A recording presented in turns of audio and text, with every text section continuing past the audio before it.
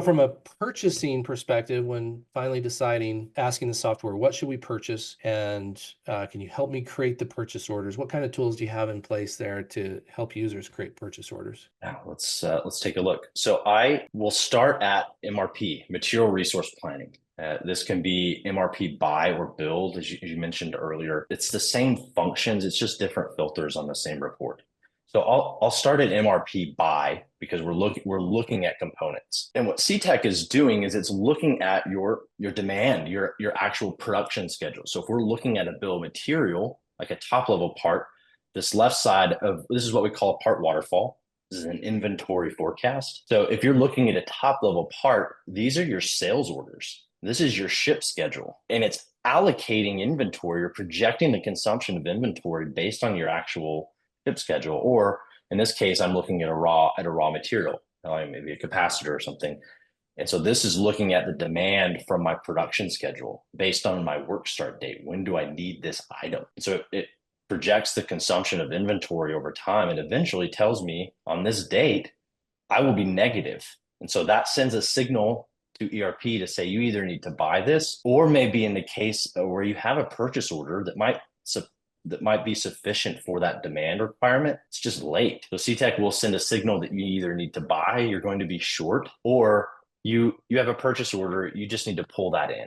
So Cetec takes this part waterfall information that's consolidating demand, supply, on-hand inventory, and then puts that into a single row on the MRP report to then say, okay, well, here's my part, here's my lead time, here's my sum required quantity that can trigger this off of reorder point, and I need to buy this. So let me go place the PO. Or maybe I want to leverage some business logic to auto create what in Cetec is thought, you might call it an RFQ, a P quote, a purchasing quote that starts the process.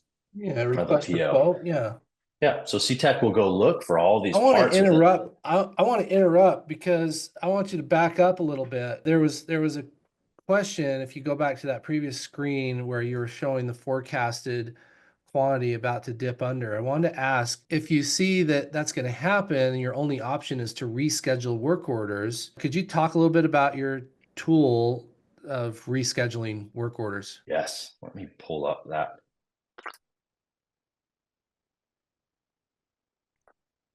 Okay, I'm going to dive into one example here of a production management report. So it's a production order list, but it's a production management report. So what this is doing is it's looking at our work orders over a given date range. You can look at it by work location, etc. So it's flagging me, these are all the late orders. And based on that waterfall shortage, it will tell me if I'm late, if I'm short material for that job, for that order, and then will give me, if there a PO exists, and can be matched up to that work order, it will give me the incoming PO date, the latest PO date. Otherwise, unset means there's no PO, or in this scenario, that purchase order is just late. So it won't be here on time. And how easy is it to reschedule that work order to a later day of, when the purchase order is?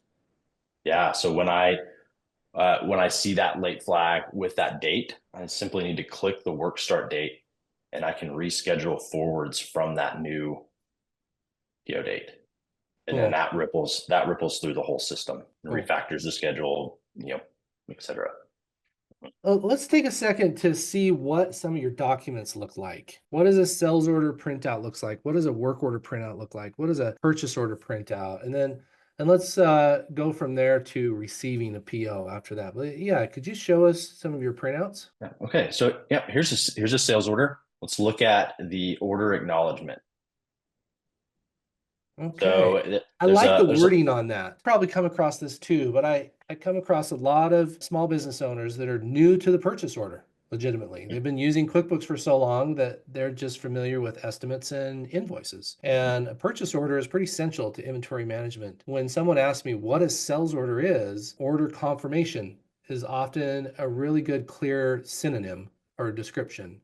And so I like order acknowledgement, same thing, order confirmation. Let's take a look at the work order. What does that look like?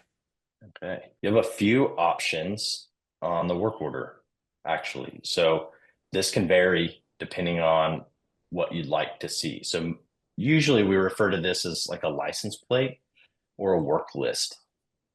What this would generate is the router or the traveler, the actual labor plan. It's barcoded.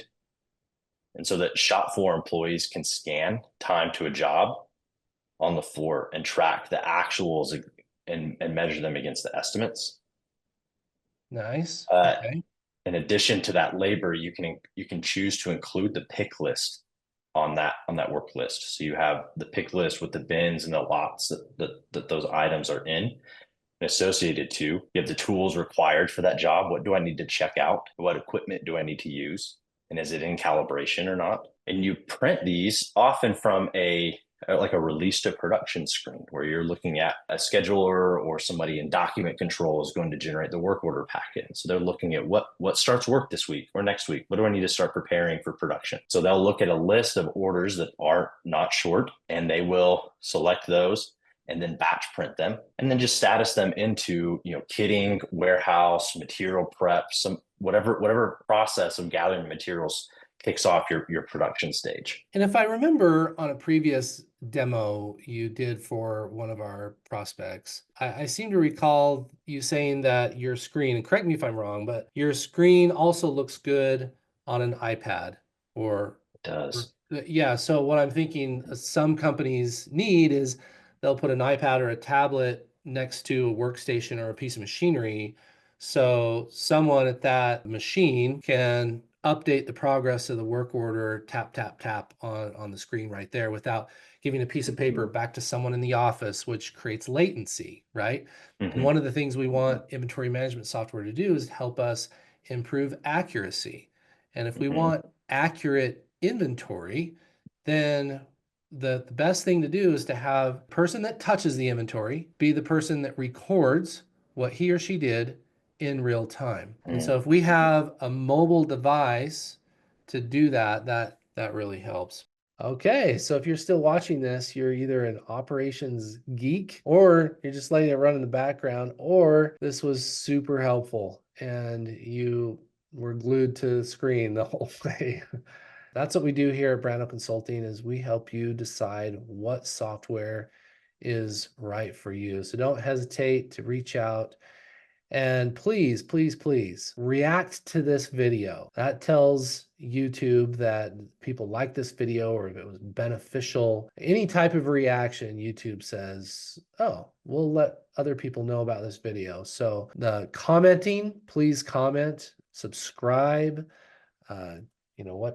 whatever kind of reaction you can come up with, react to this video. And we greatly appreciate it. Click the link below, come to our website, fill out a contact form. I'm Lance, inventory software expert since 2006.